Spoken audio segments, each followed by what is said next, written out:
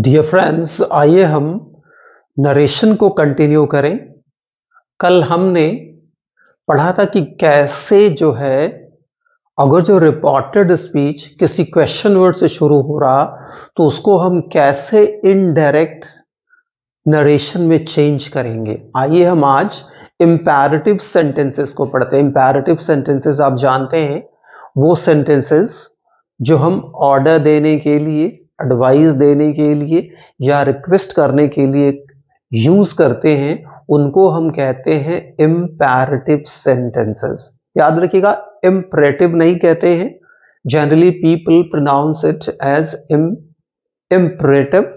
Even teachers do pronounce it, but it's absolutely wrong. So you'll pronounce it as imperative. तो imperative sentences कौन से sentences होते हैं जो ऑर्डर देने के लिए यूज किए जाते हैं, एडवाइस देने के लिए या रिक्वेस्ट करने के लिए। तो अगर जो हमारा डायरेक्ट रिपोर्टेड स्पीच एक imperative सेंटेंस में है तो उसको हम कैसे चेंज करेंगे, आइए देखें। If direct reported speech is in imperative mode, यानी imperative mode में, वही मैंने आपको जो बताया, then to change into indirect में बदलने के लिए सबसे पहले हम क्या करेंगे, फर्स्ट ऑफ ऑल यानी कि सबसे पहले रिपोर्टिंग वर्ब, हम रिपोर्टिंग वर्ब को चेंज करेंगे किसमें।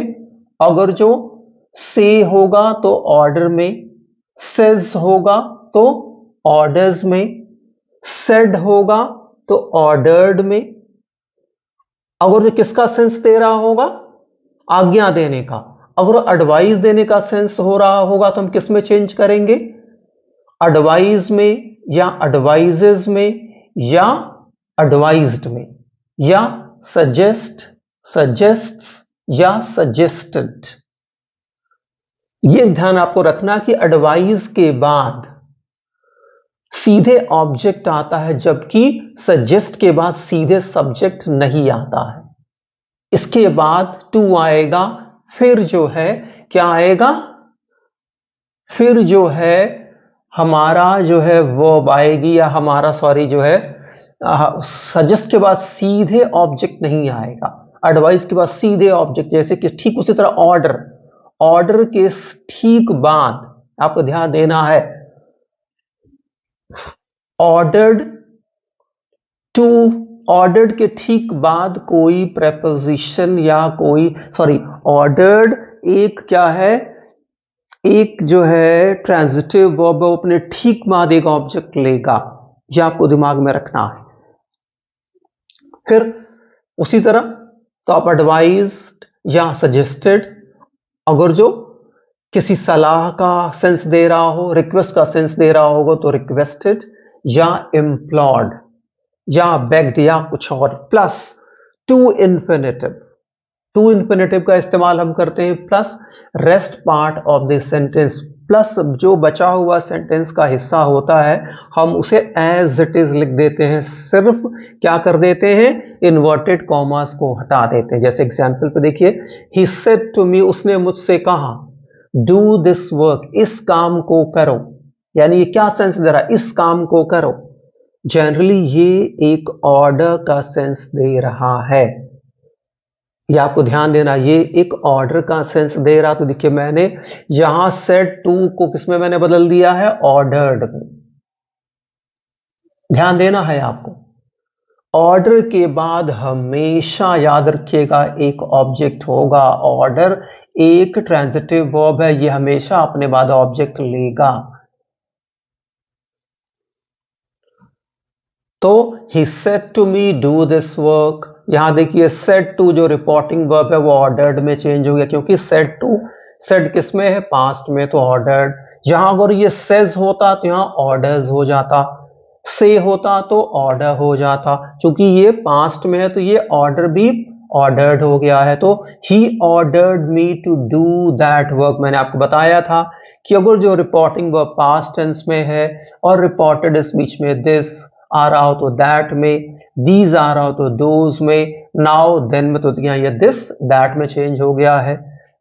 एक और एग्जांपल देखिए, they said take care of your health, देखिए, they said take care of your health.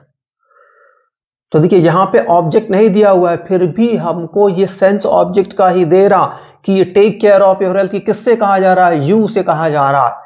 तो दे सेड टू मी हो सकता है, यहां पे ऑब्जेक्ट मी हो सकता है, हिम हो सकता है, कुछ और हो सकता है। सो उसके अकॉर्डिंग आप चेंज कर लेंगे। तो मैंने यहां मी माना है और ये क्या दिया जा रहा है, they said to me take care of your health, अपनी सेहत का ख्याल रखें या रखो, यानी कि क्या किया जा रहा है, ये एडवाइस दी जा रही है। तो क्या होएगा, they advised me to take care of my health. या अगर जो यहां आप एडवाइस की जगह सजेस्टेड लेते तो याद रखिएगा, सजेस्टेड अपने साथ टू लेगा, सजेस्टेड मी नहीं होगा, सजेस्टेड टू मी।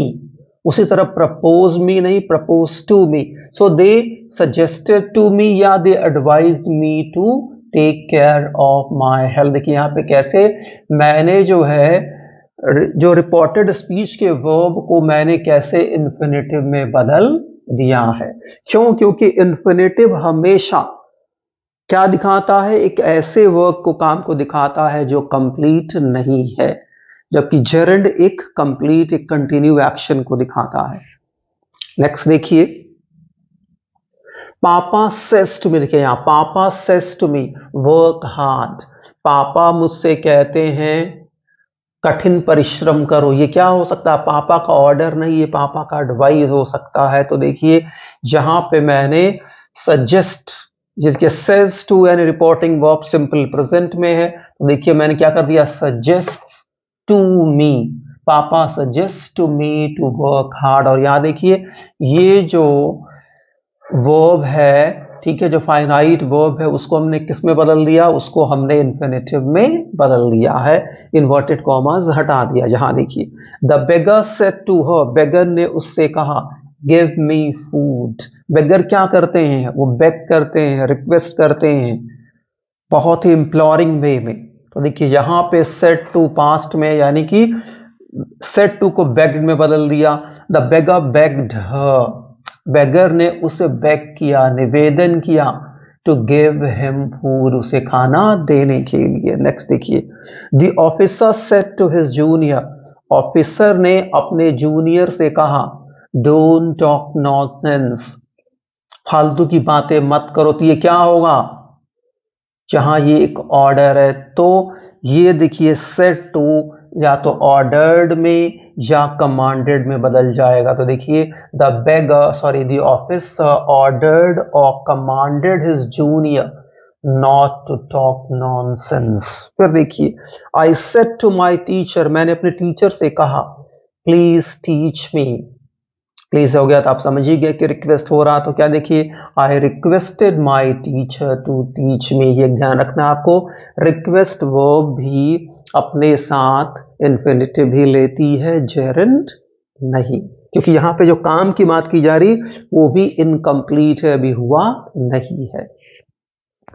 तो आई होप डियर लर्नर्स आपको ये इंपैरेटिव सेंटेंसेस क्लियर हो गए होंगे कि अगर जो direct reported speech imperative mode में है, वहां कोई ऑर्डर दिया जा रहा है तो रिपोर्टिंग वर्ब कैसे चेंज होगी, एडवाइस दिया जा रहा है तो रिपोर्टिंग वर्ब कैसे चेंज होगी, रिक्वेस्ट किया जा रहा है तो रिपोर्टिंग वर्ब किस तरह चेंज होगी, और कैसे जो है रिपोर्टेड स्पीच है वो चेंज होगा इनडायरेक्ट में।